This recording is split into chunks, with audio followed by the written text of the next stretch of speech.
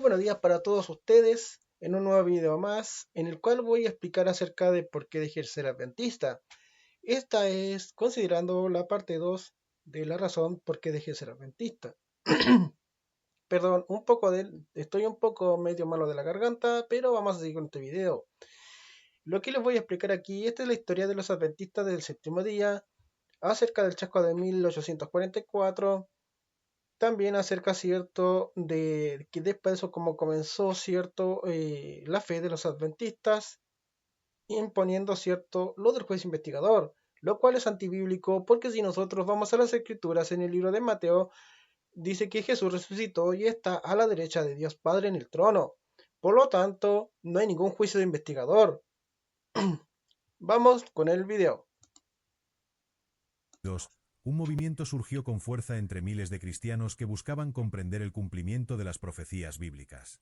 El libro de Daniel y el Apocalipsis se convirtió en el centro de atención, y un predicador llamado William Miller aseguró haber descubierto la fecha exacta del regreso de Cristo. Lo que comenzó como un Primer error para considerar a William Miller un falso profeta.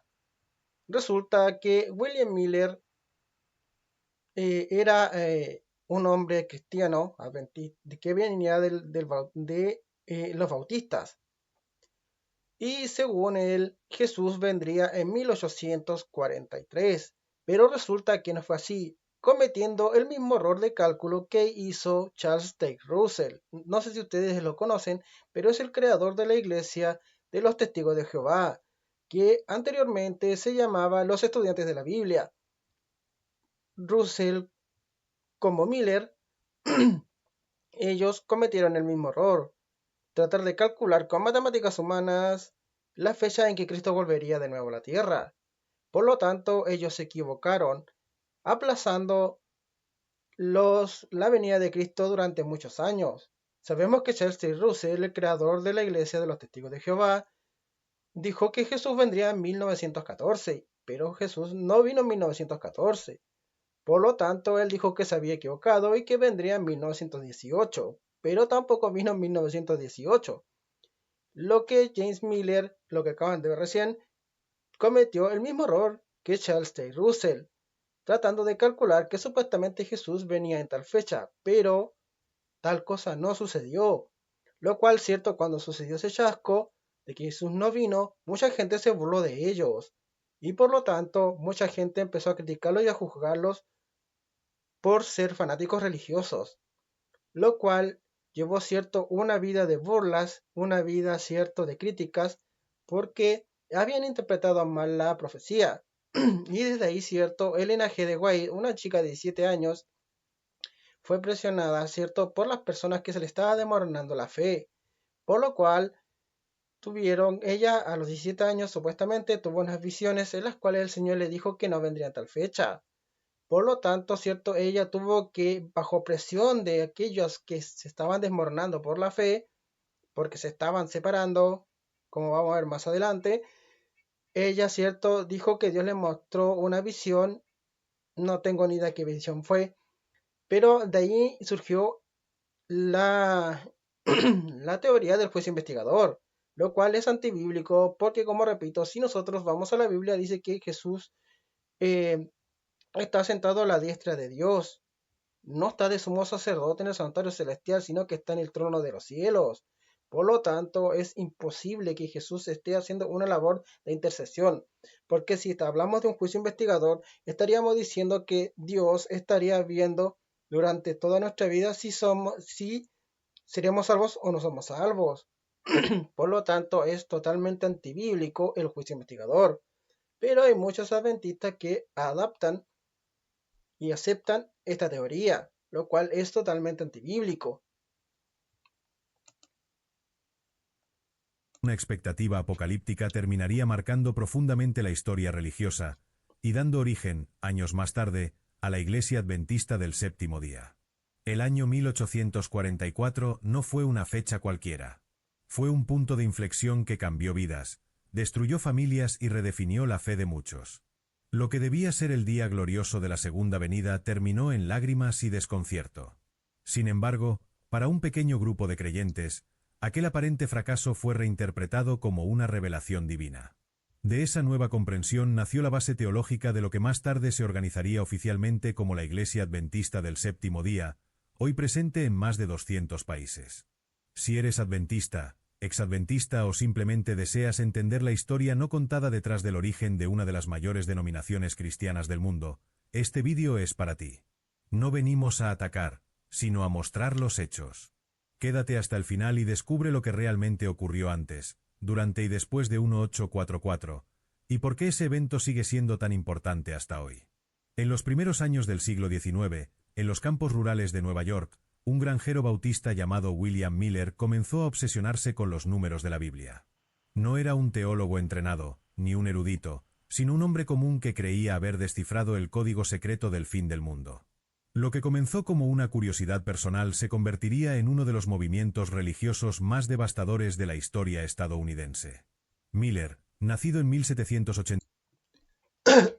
Y como ver lo que le acabo de decir, cierto, este hombre era simplemente un granjero, el cual creía haber tenido la sabiduría y el entendimiento de las escrituras para interpretar lo que Dios estaba diciendo. Por lo tanto, él se atrevió a decir que Jesús vendría en tal fecha.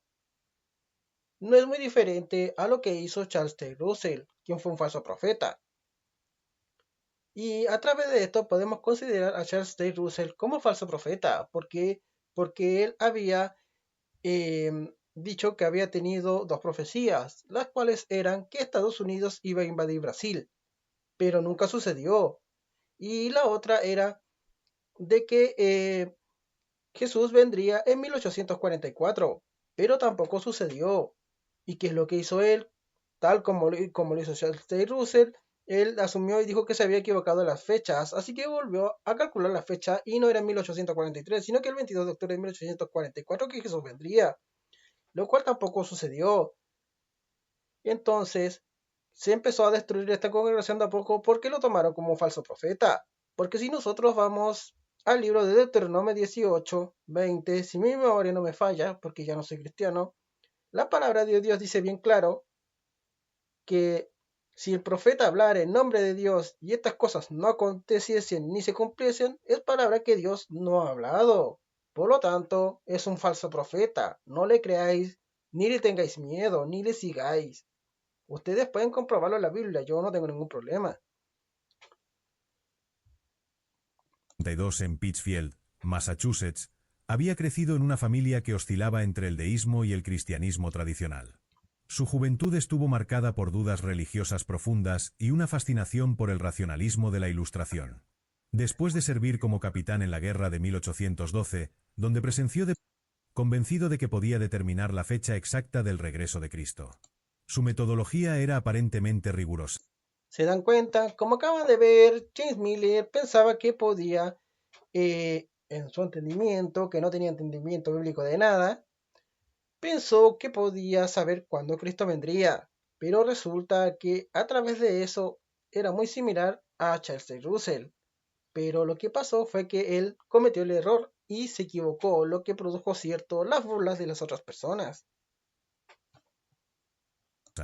Utilizaba múltiples traducciones bíblicas, consultaba diccionarios hebreos y griegos, y aplicaba principios históricos para interpretar las profecías.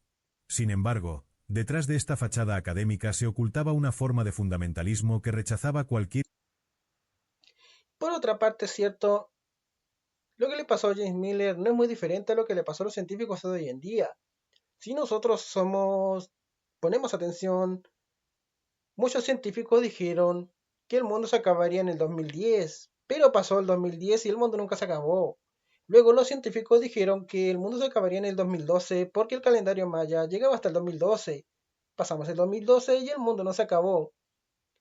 Lo que nos refiere a que nosotros no debemos creer lo que digan los hombres, sino lo que dice la palabra de Dios.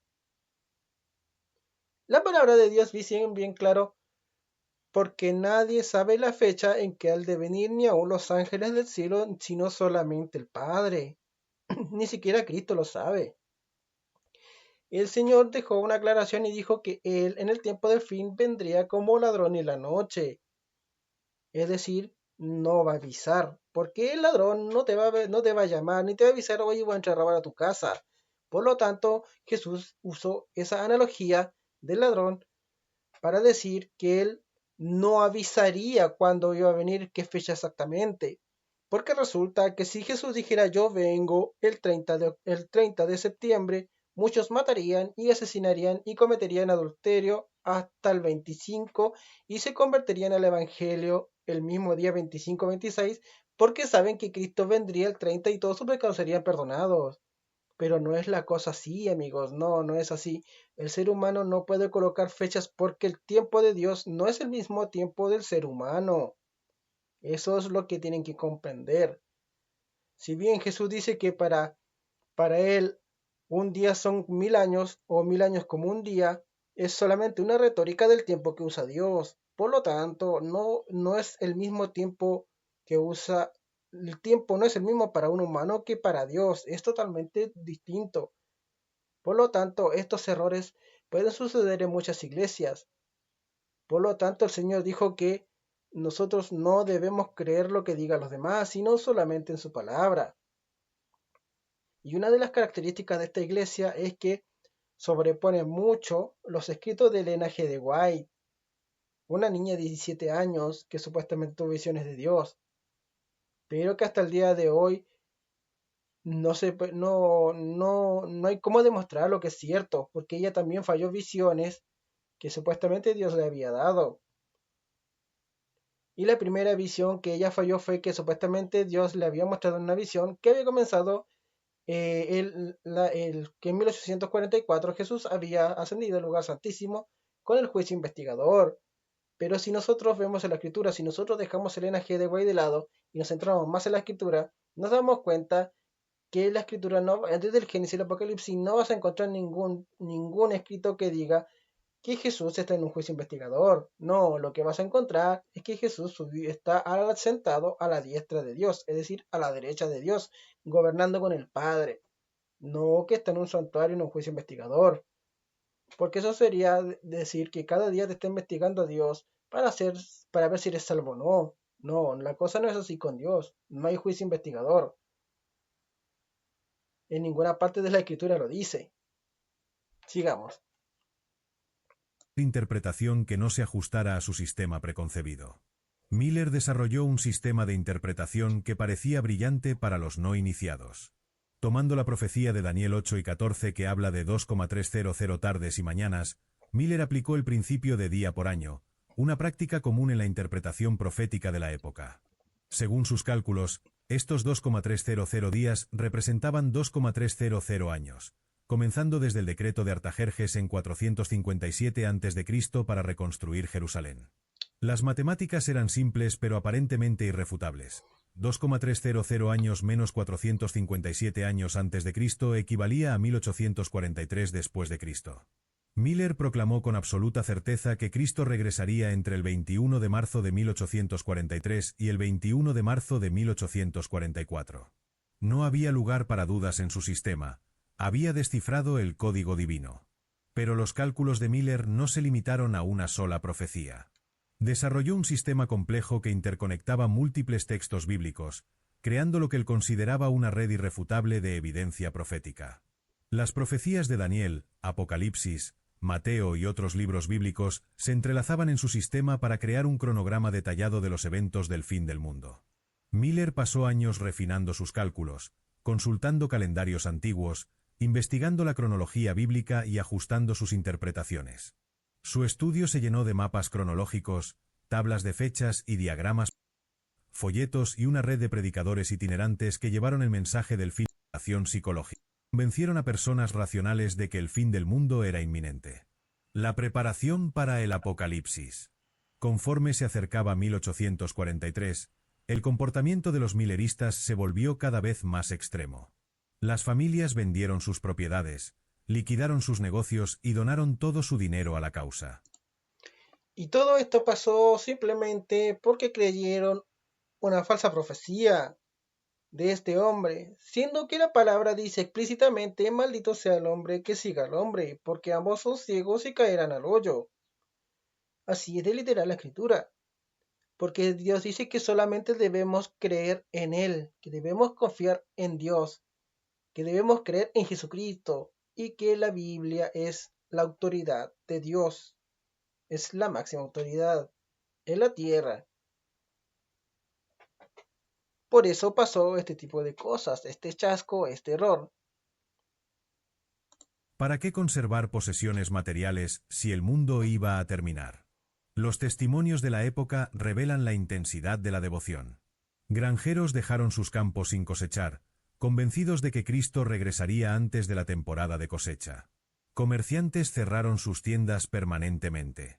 Los niños fueron retirados de la escuela porque la educación ya no tenía propósito. El comportamiento de los mileristas durante este periodo reveló las profundas implicaciones psicológicas de sus creencias. En Massachusetts, un granjero llamado Jonas Wendell, O más conocido como fanatismo religioso. El fanatismo del cristianismo al fanatismo religioso hay un solo paso. ¿Cómo descubrir que una persona, si una persona es cristiana o es fanática religiosa? Para una persona fanática religiosa todo es pecado. Si tomas café es pecado. Si tomas té es pecado.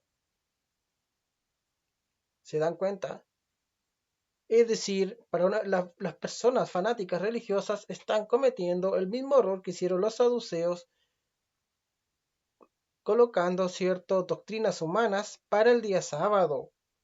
Si nosotros nos damos cuenta, cuando Jesús vino a reprender a estos fanáticos religiosos y distorsionaron cierto lo que él había enseñado a Moisés y a los demás, es que ellos decían que si caminaban más de 2000 pasos en día sábado tenía que quedarte ahí, y que impusieron un montón de reglas y doctrinas antibíblicas en ese tiempo, que el sábado pasó a ser más una carga que el día de reposo.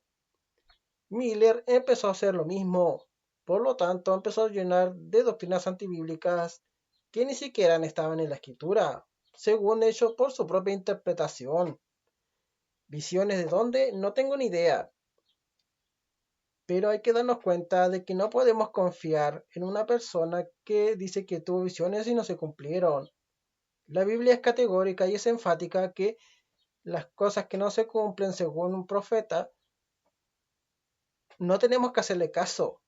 Incluso el mismo Señor, el mismo Dios Todopoderoso dijo bien claro cuando estaban criticando el pueblo a Moisés y a Aarón, el Señor bien claro lo dijo: si hubiera un profeta en medio de ustedes, en visiones me aparezco, en visiones le hablaré. No hay certeza alguna de que a James Miller Dios le habló a través de los sueños y visiones. Tampoco a el linaje de White, porque no hay registro histórico, no hay absolutamente nada que diga que ellos son profetas y que recibieron visiones de Dios. Porque si nosotros nos damos cuenta y vamos a la escritura, el último profeta que salió o que vivió fue Juan el Bautista, que tenía el espíritu de Elías.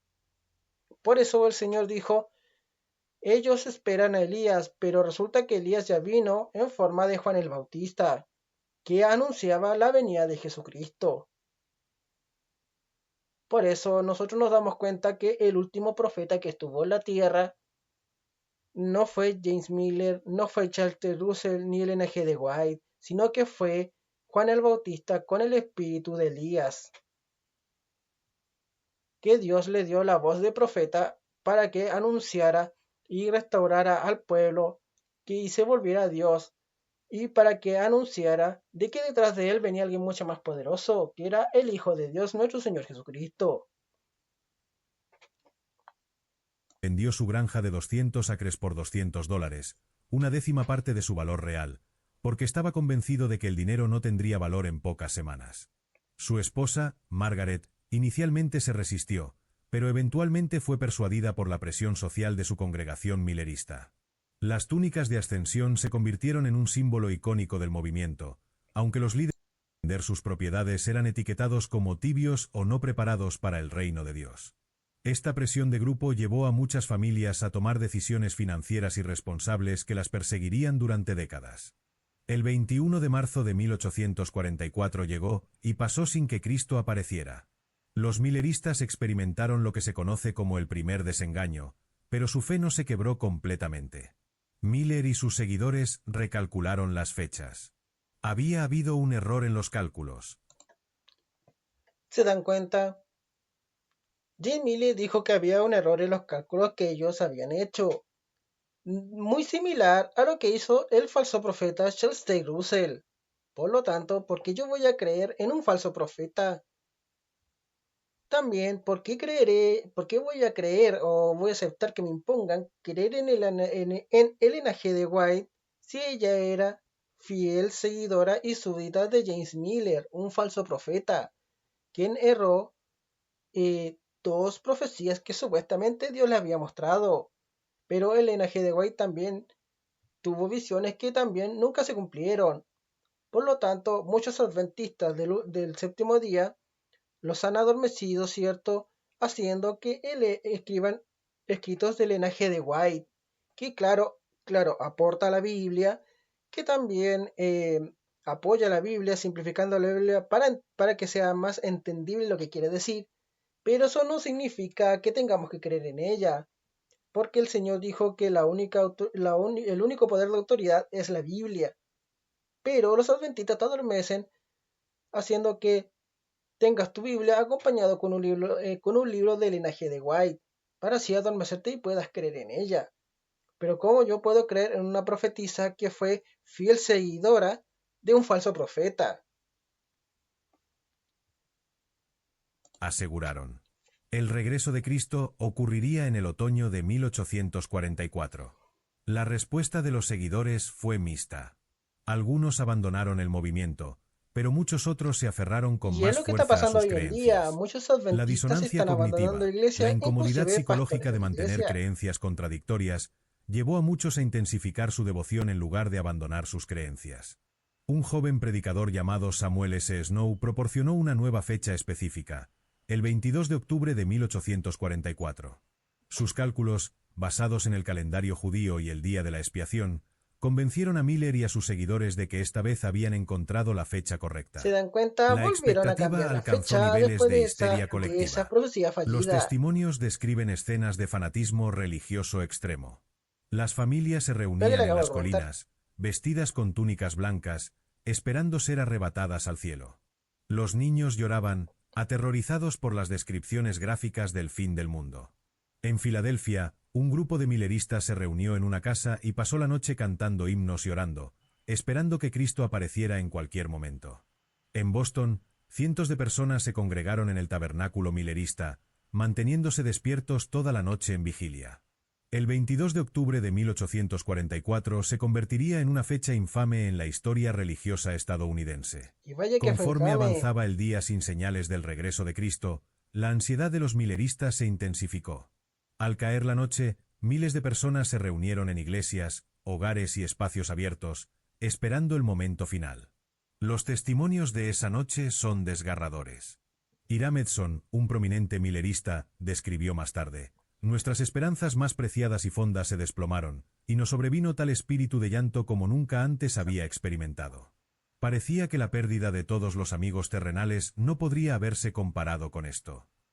Conforme amaneció el 23 de octubre, la realidad se hizo inescapable. Cristo no había regresado. El mundo Y esto es lo que continuaba pasa existiendo. cuando le Las crees profecías al ser habían humano fallado y no completamente. confías y Lo que crees en siguió fue Dios. una crisis de fe masiva conocida como el Gran Desengaño. Los efectos O el fueron chasco de devastadores y duraderos. 1844. Familias enteras se encontraron en la ruina financiera después de haber vendido todas sus posesiones. Los niños, que habían crecido con la certeza de que el mundo terminaría, se encontraron perdidos en un mundo. Vamos a ver cierto uno de los errores que James Miller cometió. Cuando Dios se refiere a las 2300 tardes y mañanas y el santuario será purificado, no significa que vendría el fin del mundo. Significaba que todos los pecados que se habían acumulado en el santuario celestial serían purificados, porque Cristo estaría en los cielos. Tampoco dice eh, que Cristo estaría en el lugar santísimo. No, porque la escritura dice que está a la derecha de Dios. Por algo la palabra misma dice 2300 tardes y mañanas y el santuario será purificado. Santuario será purificado. Es decir, será limpiado de todos los pecados. No que Cristo vendría. Si tú analizas bien el texto, en ninguna parte dice que Jesús vendría. El mismo error cometieron, ¿cierto? cuando el Señor dice que habrían 70 semanas determinadas para tu pueblo. Hay muchas personas que cometen el error de que 70 semanas significa que esto vendría, pero están equivocados porque 70 semanas tiene que multiplicarlo por 7, con lo cual da 490 años, que si tú lo calculas son hasta el año 34 después de Cristo con el apedreamiento de Esteban, en donde Dios dejaría a su suerte al pueblo de Israel con el asedio de los romanos, y que sería una señal para los fieles de Dios salir y escapar para no ser partícipe. Mundo que continuaba existiendo. Los testimonios de la época revelan el alcance de la tragedia humana. Una mujer de Vermont escribió: "Mi esposo vendió la granja por una fracción de su valor. Ahora no tenemos nada. Los niños preguntan por qué papá nos mintió sobre Jesús. No sé qué decirles". El suicidio se convirtió en un problema serio dentro de las comunidades milleristas. Los periódicos de la época reportaron múltiples casos de seguidores que se quitaron la vida. Y esto sucede simplemente porque, como siempre suelo decir, las personas confían más en lo que dice un predicador en vez de corroborar con la Biblia si lo que está diciendo es la correcta interpretación de lo que se está diciendo.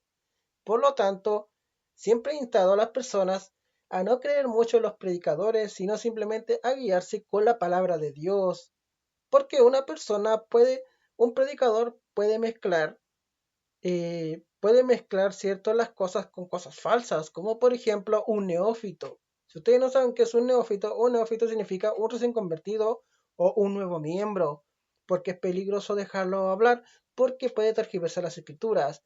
Estuve viendo un video en donde un joven que está predicando decía que el profeta de Eclesiastés y esto otro, pero Eclesiastés no es ningún profeta, sino que es un libro de la Biblia. Y empezó a mezclar historias colocando una falsa doctrina que Dios no ha enseñado. Por lo tanto, lo que tienen que entender la gente de hoy en día y lo que tenía que haber entendido la gente en ese tiempo es no creer tanto en lo que dice el predicador, sino que corroborar con lo que está escrito y darle la correcta interpretación o tratar de ellos estudiar y escudriñar su escritura para ver si lo que está predicando el predicador está correcto o si está acorde a lo que se está interpretando en lo que está escrito en la Biblia. Incapaces de lidiar con la desilusión y la vergüenza. En algunos casos, padres desesperados intentaron matar a sus familias enteras para enviarlas al cielo antes de que fuera demasiado tarde. El Asesinato. impacto del gran desengaño en las familias fue particularmente devastador. Los matrimonios se desmoronaron bajo la presión de la ruina financiera y la desilusión espiritual. Los Eso esposos que pasa habían por una mala apoyado las interpretación de la creencias escritura. mileristas enfrentaron la ira de sus familias, mientras que aquellos que se habían opuesto a vender las propiedades familiares se convirtieron en blanco de resentimiento. Los archivos judiciales de la época revelan un aumento significativo en los casos de divorcio en las comunidades que habían sido fuertemente influenciadas por el millerismo. En Vermont, los registros del condado muestran que los casos de divorcio aumentaron en un 300% entre 1845 y 1847, con muchos citando diferencias irreconciliables sobre Es que era obvio, viendo que la fe las había defraudado, que el predicador era un falso profeta, que había errado en sus profecías, obviamente, ¿qué familia no se iba a separar por haber creído en un mensaje que ni siquiera era bíblico? Perdieron todo, quedaron en la calle, ¿qué más iba a pasar? Como ustedes acaban de escuchar, mucha gente se mató por culpa de Miller de la Iglesia Bendita del Séptimo Día. Algunos querían matar a sus hijos para llegar al cielo. Disculpe que me ría, pero es algo totalmente estúpido y antibíblico. ¿Se dan cuenta? Entonces, por algo la Biblia dice que no debemos creer en doctrinas de hombres, en doctrinas humanas, sino solamente en la escritura. Disculpe que me ría, pero es que cada persona, cada cristiano o cada miembro de iglesia tiene el deber de escudriñar y estudiar sus escrituras para poder evitar caer en este tipo de engaños de falsos profetas. Pero lo que vemos hoy en día no es muy diferente. A pesar de que están mucho tiempo en la iglesia, son los que más fácil caen en estas mentiras de estos falsos profetas.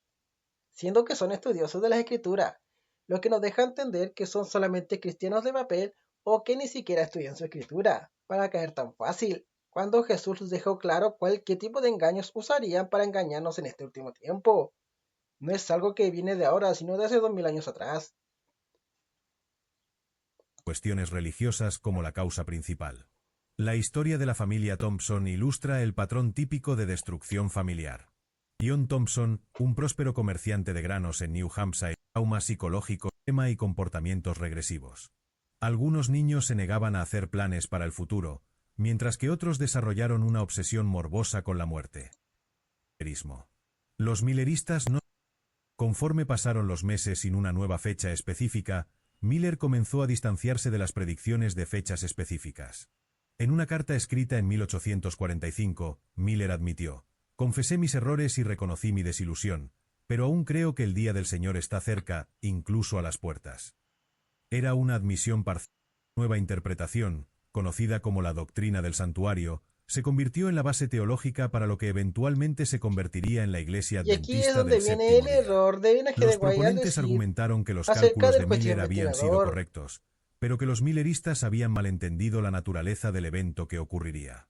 En lugar de la segunda venida de Cristo, el 22 de octubre de 1844 marcó el comienzo del juicio investigador. lo cual es antibíblico. No hay juicio investigador, porque si nosotros volvemos a ver las palabras en Marcos, Mateos, Lucas y en Juan, dice que Jesús al resucitar con sus apóstoles y volver a subir al cielo, está sentado a la derecha del trono de Dios, es decir, está con Dios en el trono, no está en un santuario intercediendo por nosotros, investigando a ver quién se salva y quién no. No, es totalmente incorrecto lo del juicio investigador. No hay sustento bíblico o parte de la Biblia que diga que hay un juicio investigador. Lo que dice claramente es que Jesucristo está sentado a la diestra de Dios, es decir, a la derecha del Padre, en el cielo, en el trono. No está en un templo, en un santuario haciendo de intercesor.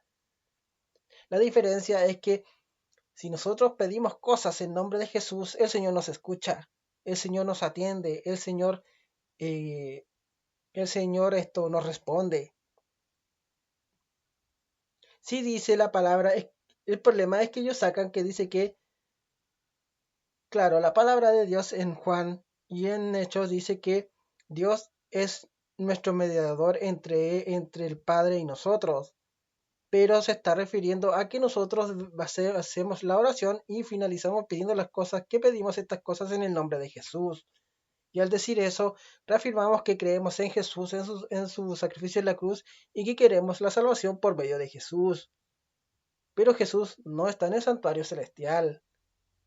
Eso es antibíblico porque no está escrito en la Biblia. No hay un versículo específico, no hay un escrito específico que diga exactamente en la Biblia: Jesús en 1844 pasó de Dios altísimo. No, en la escritura tú no encuentras eso. Lo que encuentras es que Jesús pasó directamente a sentarse a la diestra del trono de Dios, es decir, a la derecha de Dios. No existe el juicio investigador en las escrituras. Un proceso mediante el cual Cristo examinaría los registros de todos los que habían profesado fe para determinar quién sería salvo. Esta doctrina permitió Lo que a le los acabo de decir. exmilleristas mantener que habían estado correctos sobre la fecha sin admitir el fracaso completo de sus predicciones. Exacto. En el centro de esta reinterpretación emergió una figura que se convertiría en la más influyente del El N. G. de adventismo: White. Ellen G. White.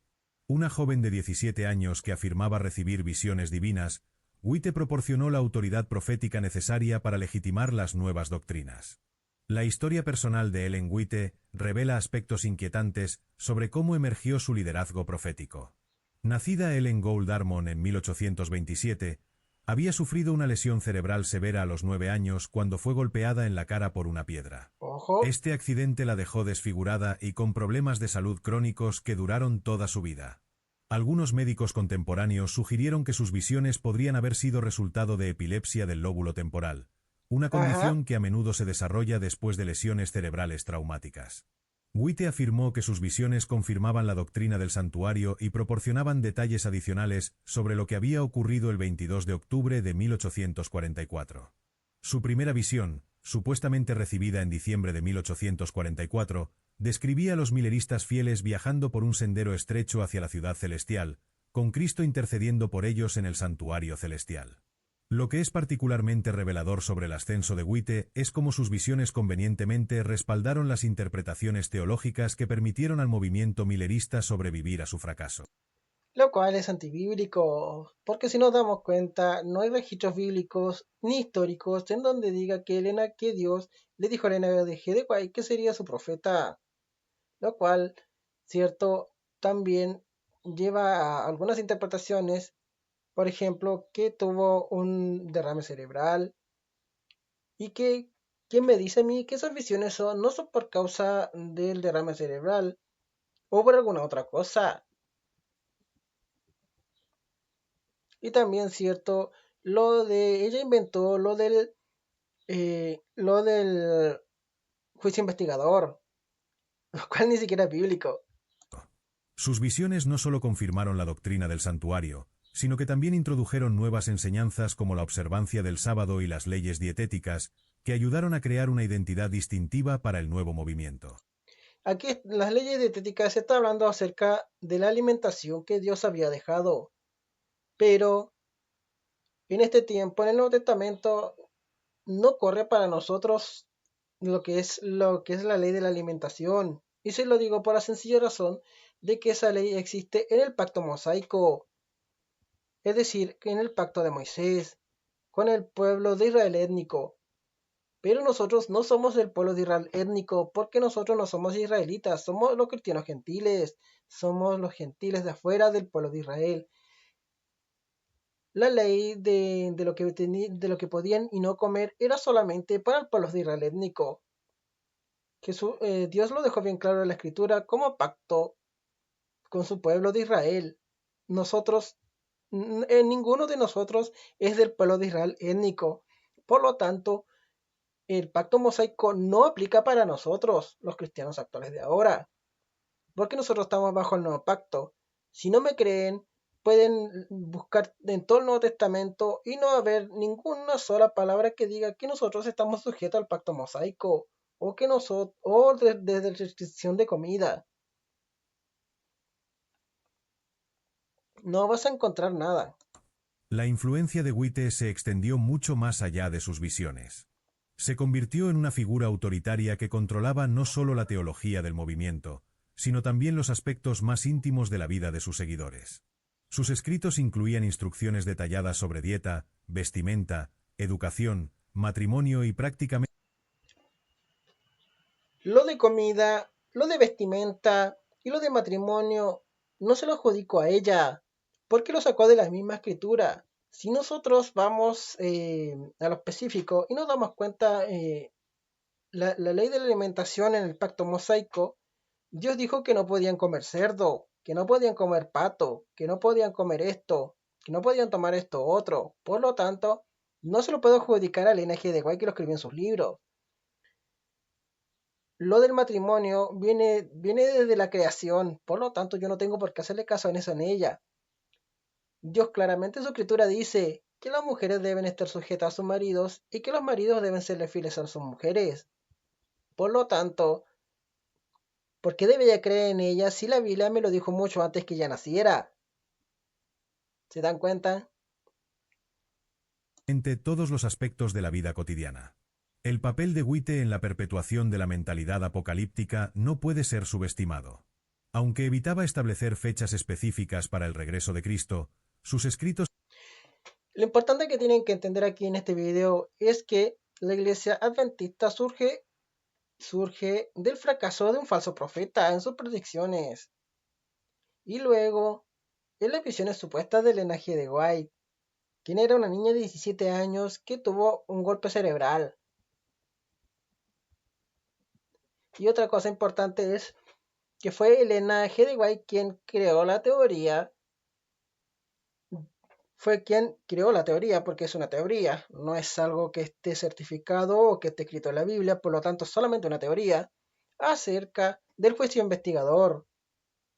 Es decir, que Jesús pasó al lugar santísimo, pero en las escrituras no dice nada de eso, no sale nada de eso, sino que simplemente dice que Jesús está a la diestra sentado en el trono de Dios. Por lo tanto, no especifica que hay un juez investigador. Eso es otra falsa doctrina. estaban llenos de Y como declaraciones sobre pueden la ver, cierto, proximidad del espero que fin hayan del visto este mundo. video. Esta táctica permitió No lo voy a ver completo, pero con lo que ustedes acaban de ver y lo que yo acabo de explicar, espero que puedan entender y comprender que no se puede confiar simplemente en un predicador o que cualquier persona llegue a predicar. Tienen que estudiar, tienen que escudriñar para ver y darse cuenta si el predicador está dándole la correcta interpretación a lo que está leyendo, a lo que está predicando. Así que lo único que le puedo decir es que escudriñen y estudien sus escrituras para saber si es correcto lo que se está predicando o se le está dando la correcta interpretación. Que Dios les bendiga, que Dios los guarde. Espero que este video les sirva de algo. Y esta ha sido la segunda razón. Esta es la parte 2 del video de la razón por la cual yo dejé de ser adventista del séptimo día. Espero que esto les ayude y estoy rogándole a Dios que este mensaje llegue a sus corazones para que ustedes sean más pragmáticos, es decir, para que ustedes sean más analíticos en lo que alguien esté predicando, para ver si es bíblico o si va acorde a lo que la escritura está diciendo, porque es muy importante, ya que estos falsos profetas están usando la escritura para mentirte, para engañarte y hacerte caer en el engaño. Que su Dios les bendiga, me despido y hasta otra predicación.